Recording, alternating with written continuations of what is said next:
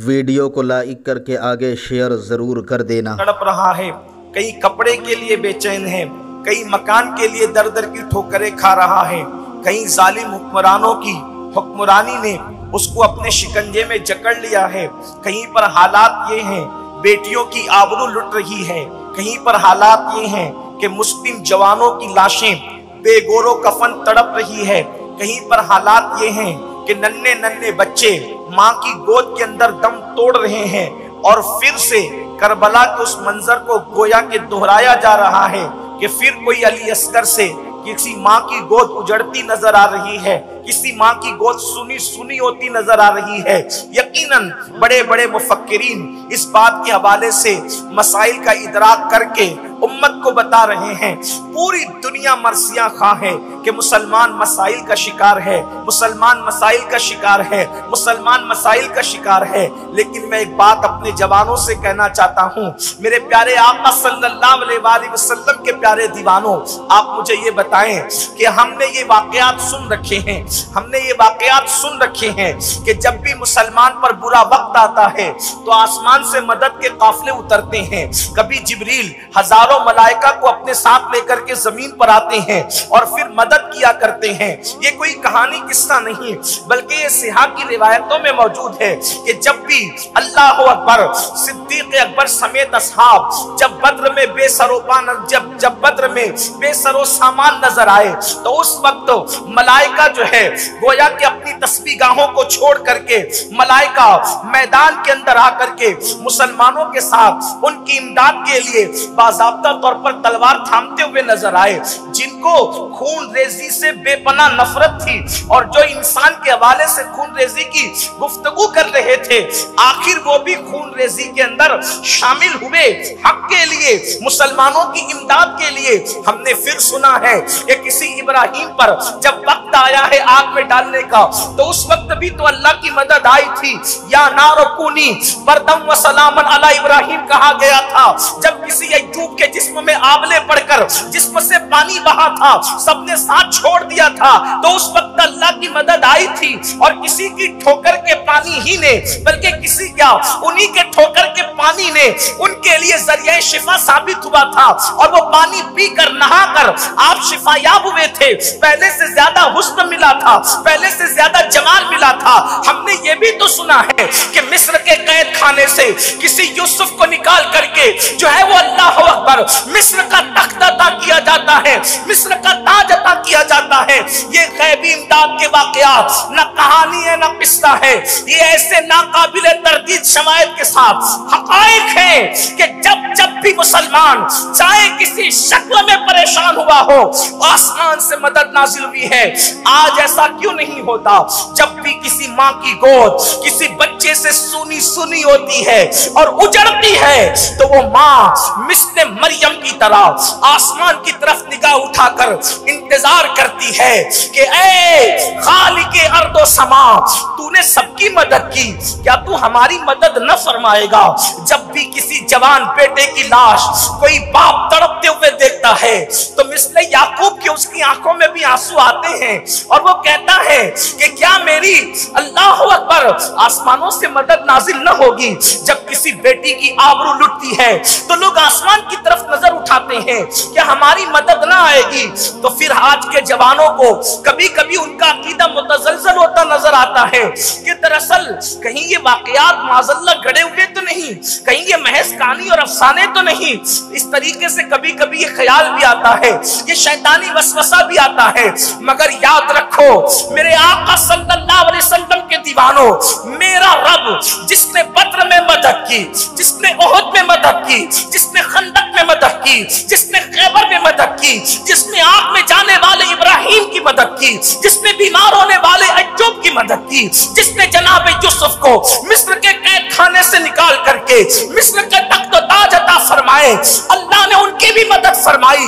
ये सब सच्चाई है, हकीकत है। मगर याद रखो अल्लाह की मदद यूं ही नहीं आती, अल्लाह की मदद यूं ही नहीं आती।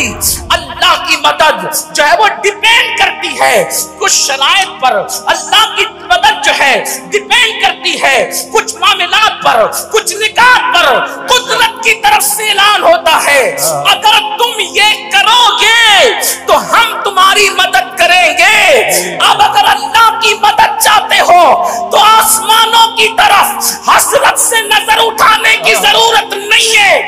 قرآن مقدس میں کنڈیشن لگائی، اگر غلبہ چاہتے ہو، اللہ کی مدد چاہتے ہو، اللہ کی نصرت چاہتے ہو، اللہ کی امداد چاہتے ہو تو قرآن کہتا ہے وَلَا تَهِنُوا وَلَا تَحْزَنُوا، گھبرانے کی ضرورت نہیں ہے، مایوس ہونے کی ضرورت نہیں ہے، غم کرنے کی ضرورت نہیں ہے۔ اگر تم غلبہ چاہتے ہو خدا کی مدد کے ساتھ وَأَنْتُمُ الْأَعْلَوْنَ، تم ہی بلند رہو گے، تم ہی غلبہ پاؤ گے۔ بلندی تمہارا مقدر ہے، عروج تمہارا مقدر ہے، بس کنڈیشن ایک ہے ان کنتم مومنین، تم مومن ہو جاؤ۔ اللہ کی مدد کو ابھی اترتے ہوئے دیکھ سکتے۔ سبحان اللہ، سبحان اللہ، سبحان اللہ۔ اللہ کی مدد کے لیے، اللہ کی مدد کے لیے مومن ہونا ضروری ہے۔ اللہ نے مومن کی مدد کی، اللہ نے کہیں بھی کافروں کی مدد نہیں کی، اللہ نے کہیں بھی منافقوں کی مدد نہیں کی، اللہ نے کہیں بھی دین کا مذاق اڑانے والوں کی مدد نہیں کی۔ آپ دیکھ لیں نمرود کافر تھا، ابراہیم مومن تھے، مدد ابراہیم کے ساتھ ہے۔ اسی طریقے سے ابو جہل کافر تھا، صدیق اکبر مومن تھے، اللہ کی مدد ابو بکر کے ساتھ ہے۔ اسی طریقے سے اللہ اکبر، فرعون کافر تھا، موسیٰ مومن تھے اور ان کی پوری قوم جو ہے تو اللہ نے ان کے لیے دریا میں راستے پیدا فرما دیے۔ بہت لمبی چوڑی میں تمہید کی طرف جانے کی بجائے اب پتا چلا مومن کے لیے مدد آتی ہے، غیر مومن کے لیے مدد نہیں آتی۔ اب میں آپ سے پوچھنا چاہتا ہوں اللہ کی مدد طلب کرنے والوں، خدا کی امداد کے طالبوں، کیا ہم مومن ہیں؟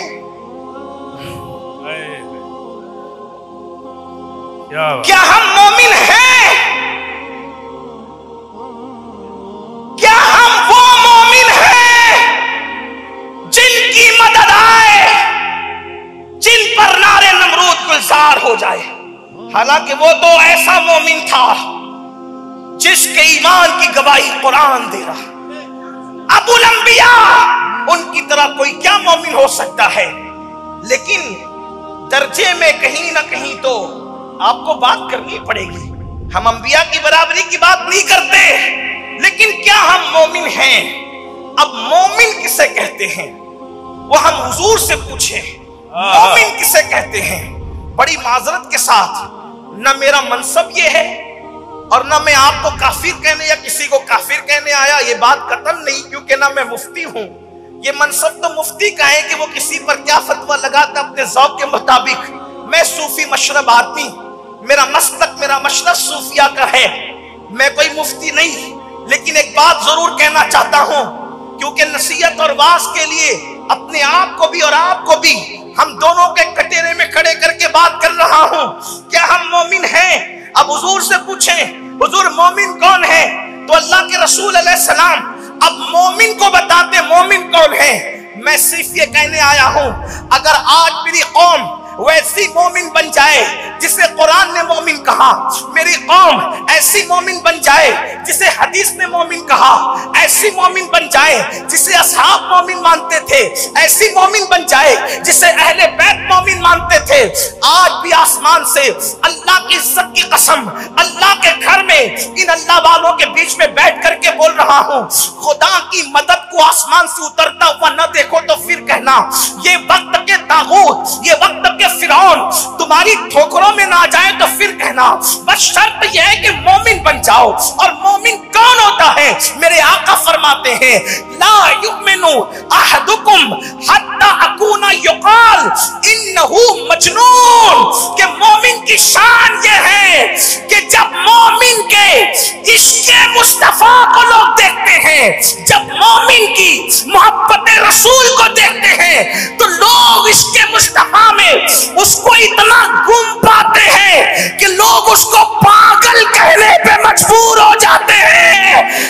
اللہ فرماتے ہیں جب تک تیرے عشق رسول کو دیکھ کر لوگ تجھے پاگل پاگل نہ کہیں اس وقت تک کہ تو مومن ہو نہیں سکتا.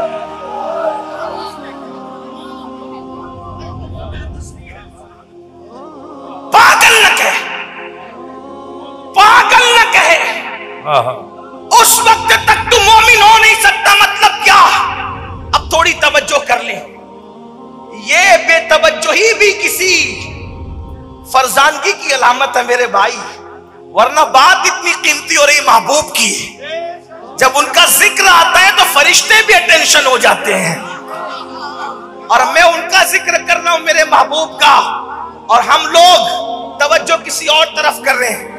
میں کہتا ہوں جب یار کا ذکر آئے تو پھر آدمی کی توجہ ملک الموت کی طرف بھی نہیں رہتی، اگر وہ سچا عاشق رسول ہو جائے تو. آپ آنے جانے والوں کی طرف میرے بھائی توجہ کر رہے ہیں. میں کوئی غصے والا آدمی نہیں ہوں، میں صوفی مشرب آدمی ہوں. آپ چلائیں گے بھی تو میں بولوں گا، لیکن اتنا ضرور یاد رکھنا، عشق مصطفیٰ کی سچی پہچان یہ ہے جو ان سے پیار کرنے لگتا ہے اور خیال یار آتا ہے تو آدمی ملک الموت کی طرف بھی توجہ نہیں کرتا. آپ کہیں گے امین القادری کیسی بات کر رہا ہے، ملک الموت کی طرف بھی توجہ نہیں کرتا. میں نے کہا بات عشق کی یہی ہے، دو عالم سے کرتی ہے بیگانہ دل کو عجب چیز ہے لذت آشنائی، شہادت مطلوب مقصود مومن، نہ مال غنیمت نہ کشور کشائی. وہ ملک الموت کی طرف توجہ کیوں نہیں کرتا؟ وہ ملک الموت کی طرف توجہ کیوں نہیں کرتا؟ اس لیے کہ یار کے جلووں سے فرصت نہیں ملتی. ملک الموت کی طرف توجہ کیوں کرے؟ اسی لیے عاشق یار کے جلووں میں گھوم رہتا ہے، اسے خبر بھی نہیں ہوتی اور اس کی روح نکلتی چلی جاتی.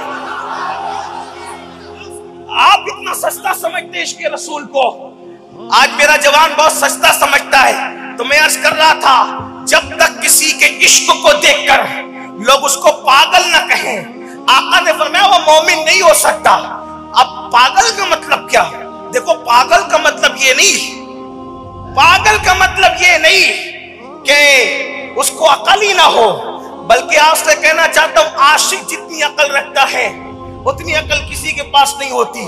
اسی لیے اور پاگلوں کو لوگ نادان کہتے ہیں، لیکن جو نبی کے عشق میں پاگل ہو جائے اس بہلول کو لوگ آج تک دانا کہہ کر پکارتے ہیں.